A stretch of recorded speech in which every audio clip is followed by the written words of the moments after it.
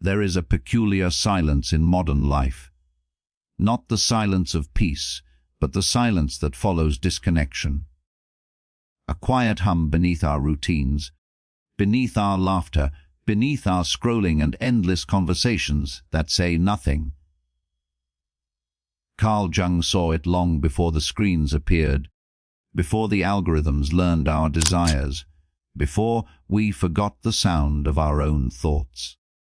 He called it the spiritual sickness of modern man, a loneliness not of the body, but of the soul. We are surrounded by people, yet starved of connection. We share every detail of our lives, yet no one really sees us. Jung understood that this would happen because he saw something terrible hidden inside human progress, that the more connected we became outwardly, the more disconnected we would become inwardly, the more light we built outside ourselves. Cities, technology, communication, the darker our inner world would grow. He watched humanity race toward modernity and saw what most could not. That when man abandoned his inner world, his myths, his symbols, his inner gods, he would not become free, he would become empty. Jung warned that loneliness would not come from isolation, but from the loss of meaning. A person could be surrounded by 1,000 faces and still feel invisible, because no one could recognize the face behind their mask. Look at us now. We live in the age of visibility, yet everyone is unseen. We can broadcast our lives to millions, yet our souls whisper unheard. Jung's shadow has stretched across this century. His words were not prophecy, they were diagnosis. He saw that modern loneliness would not be cured by company because it was never a lack of people. It was a lack of self. We no longer talk to our souls. We talk to our phones. We no longer confront our fears. We scroll past them. We no longer face our shadows. We filter them out. Jung said that when man loses contact with his inner world, he projects it outward. He becomes haunted by what he refuses to see within. That is what loneliness truly is. The haunting absence of the self. The silent echo of everything you have ignored. You feel lonely not because no one is there, but because you are not there.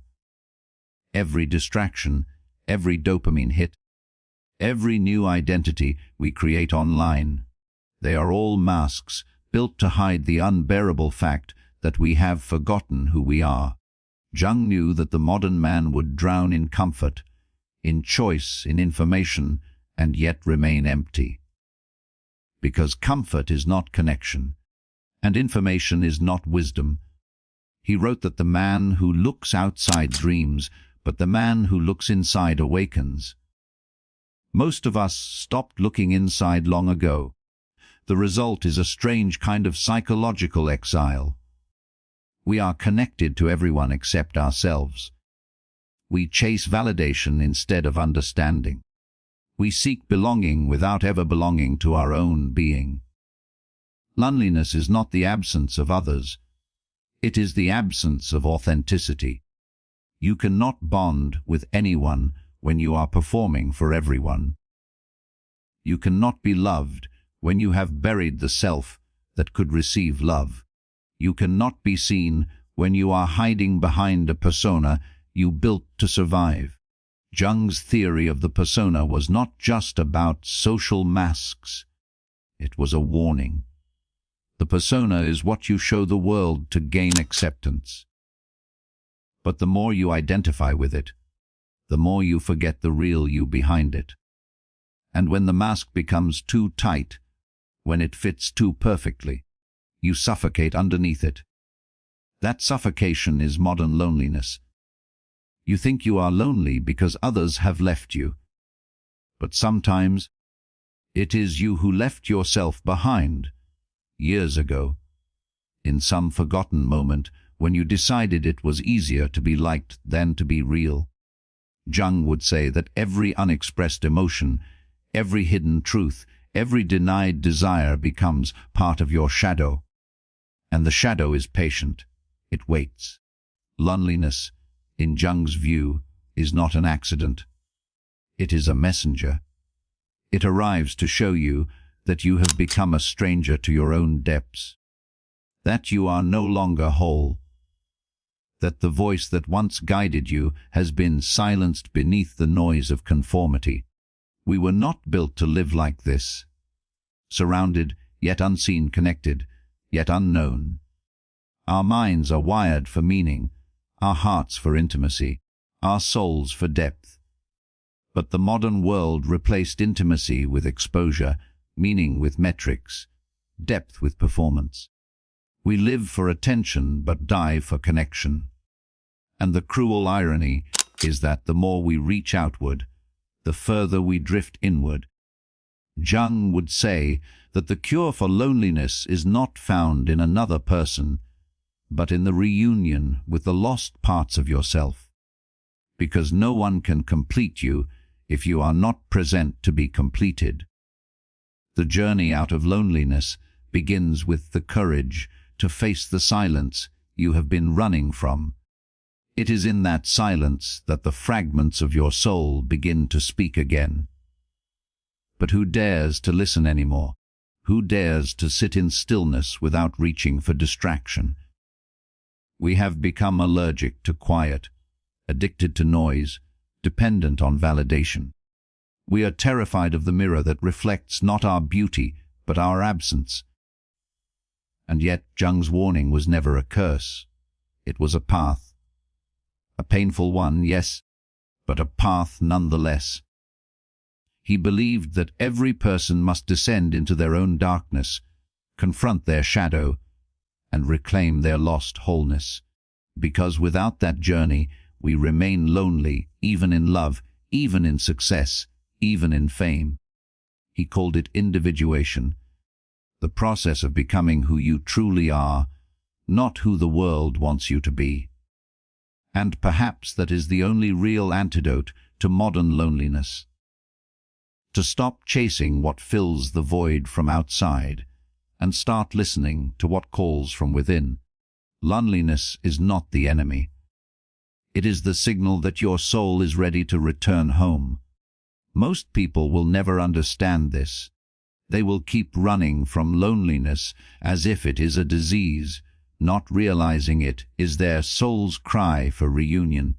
Jung saw that modern man would do everything possible to avoid this confrontation. He would fill his life with movement, with noise, with endless connection, yet remain profoundly disconnected. He would look for love, not to give himself, but to escape himself. He would seek pleasure, not to feel alive, but to numb the ache of his own emptiness. He would work, not to create, but to forget. This is why loneliness has become epidemic. It is not because the world is too big, or too fast, or too digital. It is because we have lost the courage to be alone with who we are. Jung understood that solitude is not isolation. Solitude is the space where the soul breathes. Isolation is the absence of others. Solitude is the presence of self. But we have blurred the line. We mistake solitude for suffering and connection for healing. So we rush to fill every silence, terrified of what we might hear if we stopped. Yet that silence is sacred. It is the space where the shadow speaks, where truth whispers, where your unlived life begins to stir. Jung believed that the modern human lives half a life, the outer half, the part that smiles, works, performs, and pleases. But the inner half, the wild, instinctual, creative, honest part, remains buried. We call that buried part the unconscious. It does not disappear. It leaks through your anxiety, your depression, your insomnia, your restlessness. It appears as loneliness because you are separated from yourself. To Jung, loneliness was the symptom of a divided soul. A person whose conscious mind has exiled the parts it does not wish to see. And the longer that exile lasts, the deeper the loneliness grows. You can see it in people's eyes today.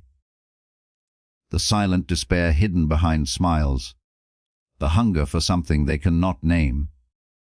They are haunted by an absence, a void that no amount of success or affection can fill. That void is not failure, it is potential. It is the call of the self trying to awaken.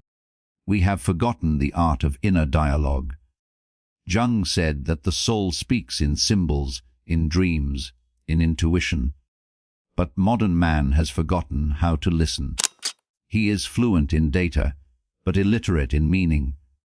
He knows how to measure everything, but not how to feel anything. The more advanced we become, the more primitive our inner life becomes. We have built machines that understand us better than we understand ourselves. Algorithms know our habits, but they will never know our hearts. Jung would say that this is the final stage of disconnection, when man becomes predictable, measurable, programmable. When his inner world becomes so silent that even the machines can imitate it. Loneliness, then, is the last proof that you are still human. It means there is still something inside you that refuses to be reduced to data. Something that hungers for meaning, not just pleasure. But most people treat loneliness like a problem to solve, rather than a path to walk. They search for distraction, comfort, companionship, anything to fill the emptiness. But Jung would ask, what if the emptiness is sacred? What if it is the womb of transformation, not the tomb of despair? Every transformation begins with loneliness, because it is the space between who you were and who you are becoming. It is the silence before rebirth. Jung's psychology is not about escaping darkness, it is about descending into it. Because only there can you retrieve the parts of yourself that were lost. The world tells you to move on, to stay busy, to keep smiling. But Jung would tell you to stop running, to face the shadow that chases you, to sit with your loneliness until it reveals what it came to teach. That is how you evolve. That is how you heal. We call it loneliness. Jung called it individuation, the process of becoming whole again. To heal modern loneliness is not to add more connection, but to create deeper ones. To know others truly, you must first know yourself. Otherwise, every relationship becomes a mirror of your confusion. This is why so many modern relationships fail, not because love is dead, but because the self is undeveloped. Two lonely people do not heal each other. They amplify the void. Love becomes performance, intimacy becomes transaction, and loneliness grows louder in the presence of another. Jung would call this a projection, the transfer of our inner emptiness onto another person. We do not see them, we see our missing parts in them. But real connection begins when you stop demanding that others complete you. When you face your loneliness and say, I am enough, even in silence. That is the moment you reclaim your power. That is when loneliness transforms from a wound into a teacher. The modern world taught us that loneliness is shameful, that being alone means being unworthy. But Jung's wisdom whispers otherwise, that the greatest discoveries happen in solitude, that the self is born in silence. That loneliness, when embraced, becomes the doorway to authenticity. To walk that path is not easy. It means shedding masks, confronting emptiness, and letting the false identities die. It means standing naked before your own truth, stripped of performance and pretense. But in that rawness, something miraculous happens. You rediscover the pulse of your own soul. Jung once said that people will do anything, no matter how absurd, to avoid facing their souls. He was right.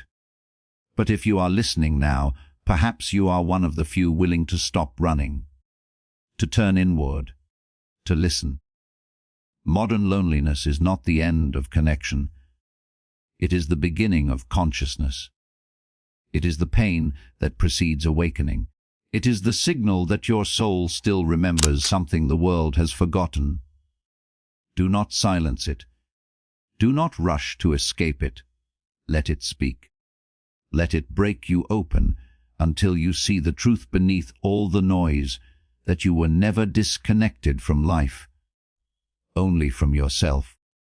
And when that reunion happens, when the lost parts of you finally return home, you will realize that you were never truly alone. You were only asleep. As Jung said, loneliness does not come from having no people around you, but from being unable to communicate the things that seem important to you. If this made you think deeply, make sure you like this video, share it, and subscribe for more.